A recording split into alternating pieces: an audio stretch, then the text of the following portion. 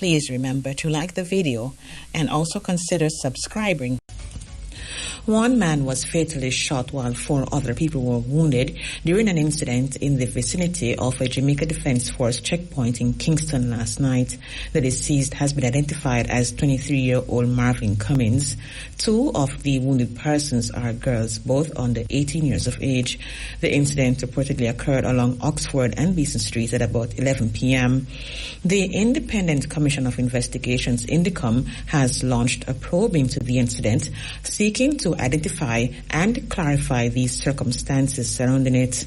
The commission said the incident scene, which was processed by its agents as well as by the police from the JCF Scene of Crime Unit, is extensive. This as it includes both a marked JCF service vehicle pursuit as well as an alleged exchange of gunfire at the checkpoint. During the scene processing, over 50 spent casings were recovered. Members of both the defense and constabulary forces have confirmed that their weapons were discharged during the incident, stating that it was in response to being fired at by men traveling on motorcycles. No firearm was reported as recovered during the incident. INDECOM is urging any member of the public who is able to assist the investigation to contact the commission.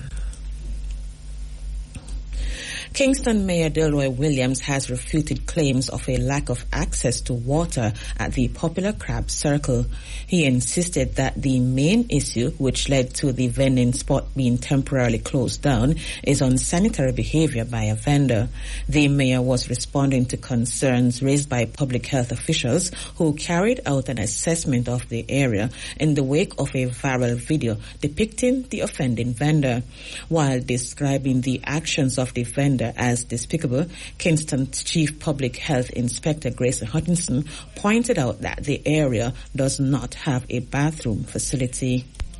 In response to questions from journalists, Mayor Williams stressed that when the area was renovated a few years ago, some large black water tanks were installed. The crab circle will remain closed until the various public health breaches identified are fixed.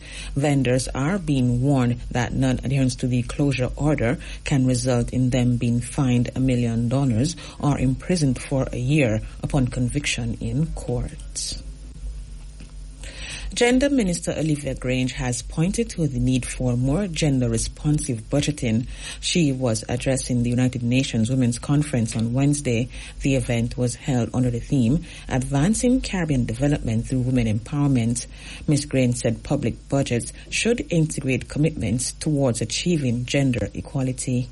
While acknowledging that several significant strides have been made in realizing women's empowerment and achieving sustainable development locally, we remain cognizant that more work needs to be done. To this end, there is a need for more gender-responsive budgeting, a key challenge that our society, and indeed the region as a whole, still continues to face. In order to more appropriately respond to the differing needs of not only our women and girls, but all citizens as a whole, public budgets should integrate commitments towards achieving gender equality. And this is necessary not only to adequately address the differing needs of citizens, but to also assist in avoiding the further exacerbation of existing gender inequalities.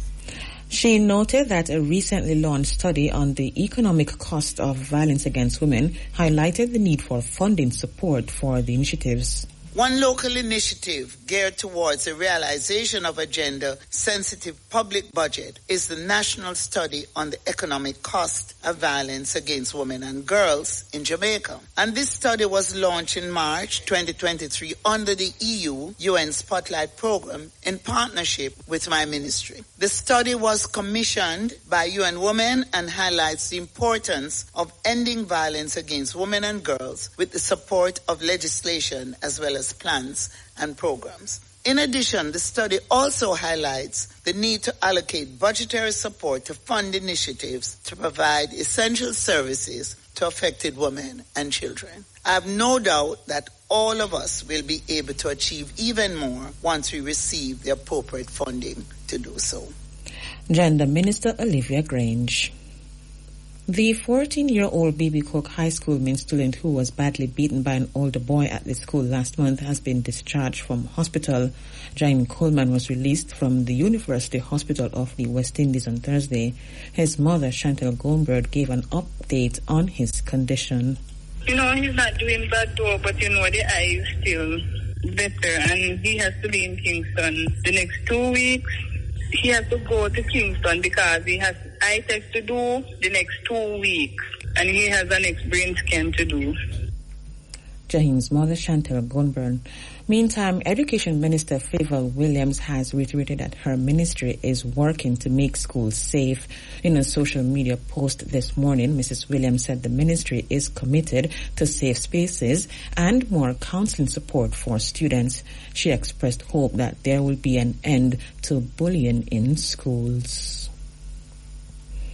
The Office of Disaster Preparedness and Emergency Management, ODPEM, will be developing a national lightning program. Acting Deputy Director General of ODPEM, Michelle Edwards, said the aim of the program is to promote integration of lightning safety preparedness and awareness capacity into the National Disaster Risk Management Framework, plans and policies. Ms. Edwards said the program will be designed on 3 pillars: hazard inclusivity, enhancing lightning protection systems, and improving national lightning detection capacity. The National Lightning Program is being developed in partnership with the Meteorological Service of Jamaica and other key stakeholders. Ms. Edwards advised that ODPEM is also taking steps to increase awareness about lightning. She emphasized that special attention must be paid to this emerging hazard, especially from a disaster management perspective. As part of its efforts to boost awareness, the agency recently hosted a Lightning Talks forum, which was attended by several stakeholders. The event provided information about lightning hazard and sensitized participants about safety procedures and best practices, among other key issues. Lightning is among the deadly hazards that affect people, infrastructure, livestock, crops, and technology. That's news.